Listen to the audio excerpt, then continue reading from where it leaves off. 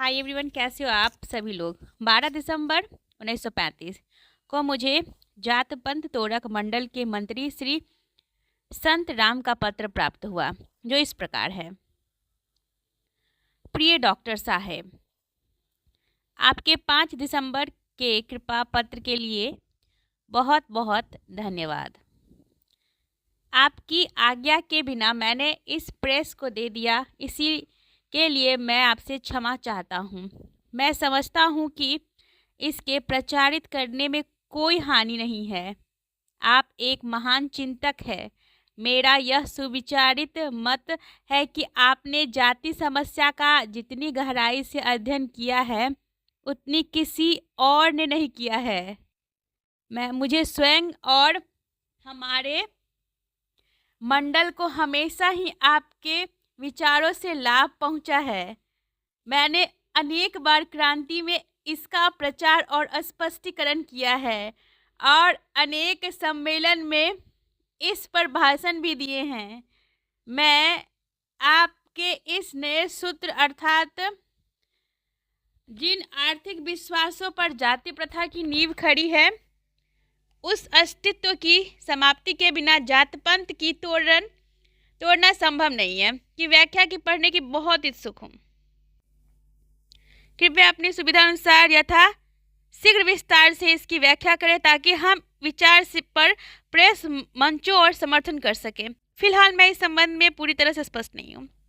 तो स्वागत है आप सभी का मेरे प्यारे दोस्तों, मेरे YouTube परिवार में।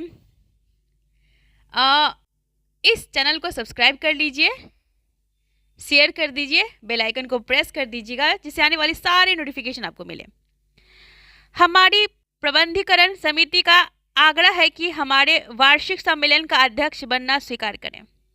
हम आपकी सुविधानुसार इस सम्मेलन की तारीखों में परिवर्तन कर सकते हैं। पंजाब के स्वतंत्र वाले हरिजनों की आपसे मिलने और अपनी योजनाओं पर आपसे विचार विमर्श करने की बड़ी इच्छा है।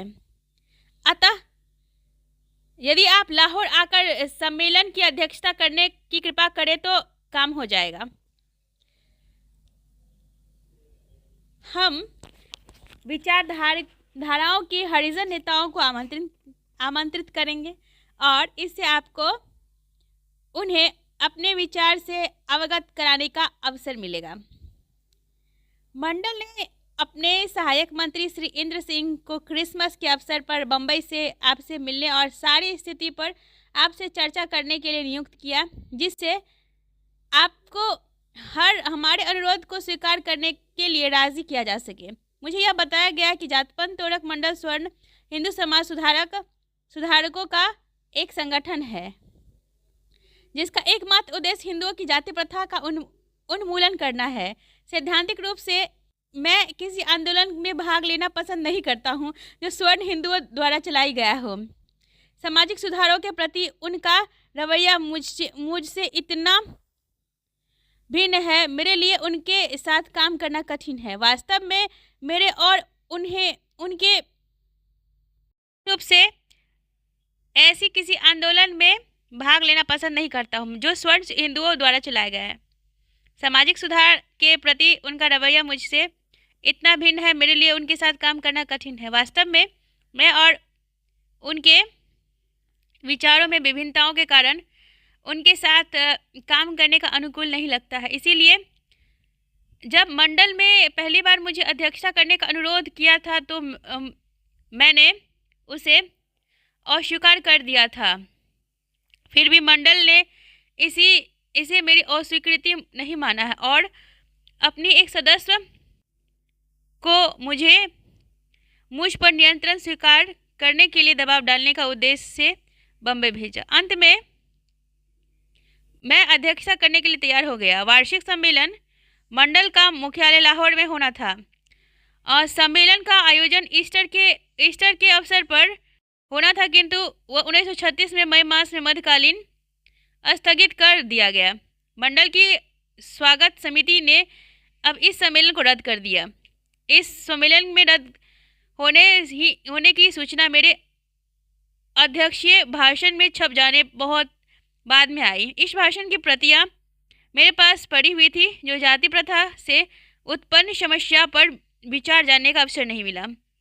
जनता मेरे विचार को जान सके, भाषण में छिपी प्रतियां मेरे पास पड़ी है, उनका सदुपयोग कर सके, इस उद्देश्य मैंने छपी प्रतियां को बाजार में बेच देने का फैसला किया। संकलन पृष्ठों में उसी भाषण का मूल बात है। जनता को यह जानने की जिज्ञासा होगी किन कारणों से सम्मेलन की अध्यक्ष के रूप में मेरी नियुक्ति को रद्द किया गया। शुरू में भाषण की छपाई को लेकर विवाद खड़ा हुआ। मैं चाहता हूँ भाषण बम्बई में छपे। मंडल की यह इच्छा थी कि यह भाषण लाहौर में छपे, क्योंकि वहाँ छापने में बचत होगी।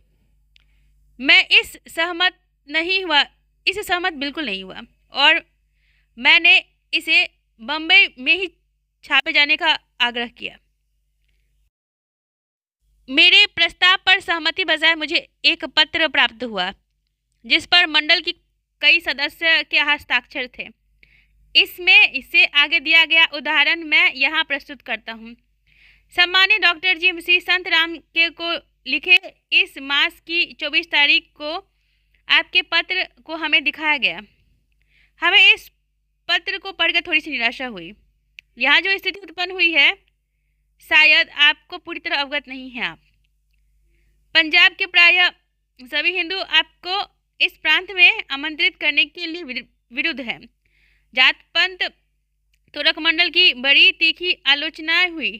सभी की ओर से झाड़ फटकार मिली।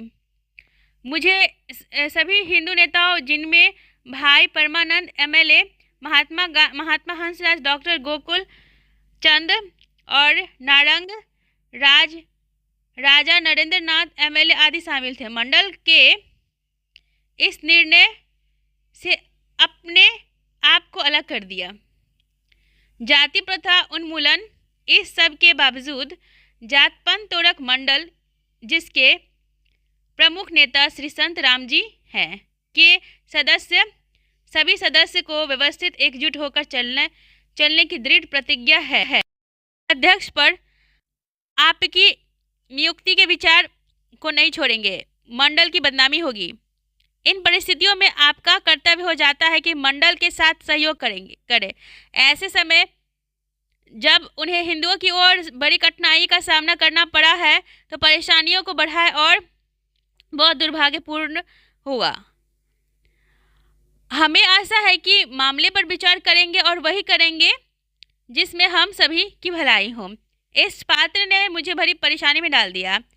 मैं नहीं समझ पाया कि मंडल मेरे भाषण की छपाई के मामले में कुछ रुपए के खातिर मुझे क्यों रुष्ट कर रहा है।